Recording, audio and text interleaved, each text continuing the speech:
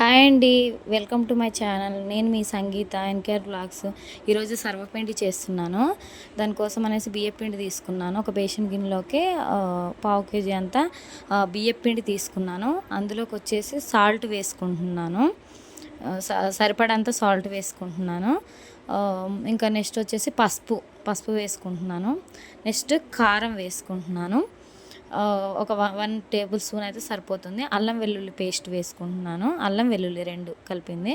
ఒక cup onion, సన్నగా తరిగిన ఆనియన్ వేసుకుంటున్నాను. ఇంకొకటి శనగపప్పు, ఇది మనము ఒక గంట ముందే నానబెట్టుకోవాలండి వాటర్లో, అది వేసుకున్నాను. ఇంకొకటి తెల్ల నువ్వులు వేసుకున్నాను. పల్లీలు వేయించి దాన్ని పొట్టు తీసుకున్న పల్లీలు ఒక కప్పు వేసుకున్నాను. కరివేపాకు అంటే చిన్న ముక్కలు చేసుకోవాలి, అది కూడా వేసుకున్నాను. ఇంకొచ్చేసి కొత్తిమీర కూడా చిన్న ముక్కలు వేసుకున్నాను. నెక్స్ట్ ఇది లాస్ట్కి వేసా ఏంటంటే మిర్చి జీలకర్ర మిక్సీ పట్టుకోవాలండి. కచ్చా పచ్చాగా రోట్లో అయినా దంచుకోవచ్చు, లేదంటే మిక్సీ అయినా పట్టుకోవచ్చు. అది లాస్ట్గా ఎందుకు వేసానంటే మీకు చూపిద్దామనేసి. అది ఓన్లీ ఏం లేదు, ఒక మిర్చి ఇంకా జీలకర్ర 2 కలిపి ఒక దగ్గర పట్టుకున్నాను. అవంతా మంచిగా కలిసిపోయేటట్టు కలుపుకోవాలన్నమాట. ఇప్పుడు కొంచెం వాటర్ యాడ్ చేసుకుంటూ మనము చపాతీ పిండిలాగా కలుపుకోవడమే అనమాట. కొంచెం సాఫ్ట్గా కలుపుకోవాలి. కొంచెం వాటర్ వేసుకుంటూ కలుపుకోవాలి. ఒకటేసారి వేసేస్తే మళ్ళీ ఎక్కువైపోతుంది, పిండి అంతా జోరుగా అయిపోతుంది. అట్లా కాకుండా కొంచెం సరిపడా వేసుకుంటూ కలిపేసుకొని ఇలా ముద్దలాగా తయారు చేసుకొని పెట్టుకోవాలి. ఇప్పుడు వచ్చేసి రెడీ చేసి పెట్టుకుని ఇప్పుడు వచ్చేసి ఒక బాండీ తీసుకుంటున్నాను. మందపాటి గిన్నె అండి, మీరు కడాయి కానీ మీ దగ్గర ఎలాంటిది ఉన్నా కానివ్వండి, కొంచెం మందపాటి గిన్నెలు తీసుకుంటే సరిపోతుంది. నా దగ్గర ఉన్నది ప్రస్తుతానికి నేను ఒక కడాయి అనేది తీసుకున్నాను. అందులో ముందుగానే ఆయిల్ పోసుకున్నాను. ఆయిల్ పోసుకొని దానికి కొంచెం ఆయిల్ అంటే ఎక్కువనే పడుతుంది.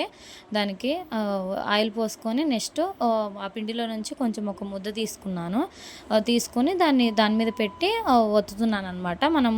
మనం చపాతీ టైప్ లాగా మంచి చేతులతో ఓన్లీ మన వేళ్ళతోటే నొక్కుకోవాలన్నమాట. మనకు ఎంత మందం కావాలంటే అంత మందం, లేదు పల్చగా కావాలంటే పల్చగా కూడా దాని గిన్నె నిండా సరిపడా చేసుకోవచ్చు.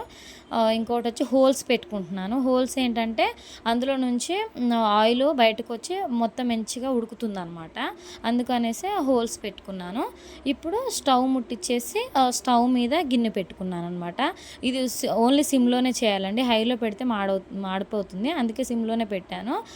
చూసారా, మంచిగా ఒక 10 మినిట్స్ అట్లా పెట్టుకున్నాను. మంచిగా ఎగిపోయింది అనమాట. ఇప్పుడు నేను ఇంకొక సైడ్కి తిప్పుకున్నాను. బాగా కాలిపోయింది. ఇంకొక సైడు కాల్చుకోవాలన్నమాట. ఒక 2-3 నిమిషాలు అయిపోతే సరిపోతుంది, అది కూడా కాలిపోతుంది. మనకి సర్వపిండి రెడీ అయిపోయినట్టే అనమాట. అయిపోయింది, చూసుకుంటున్నాను అటుపక్క కూడా కాలిందా లేదని. పర్ఫెక్ట్గా కాలిపోయింది అనేసి సర్వింగ్ బౌల్లోకి తీసుకుంటున్నాను. టేస్ట్ చూశాను, చాలా బాగుంది. మీరు కూడా తప్పకుండా ట్రై చేయండి. Thank you for watching.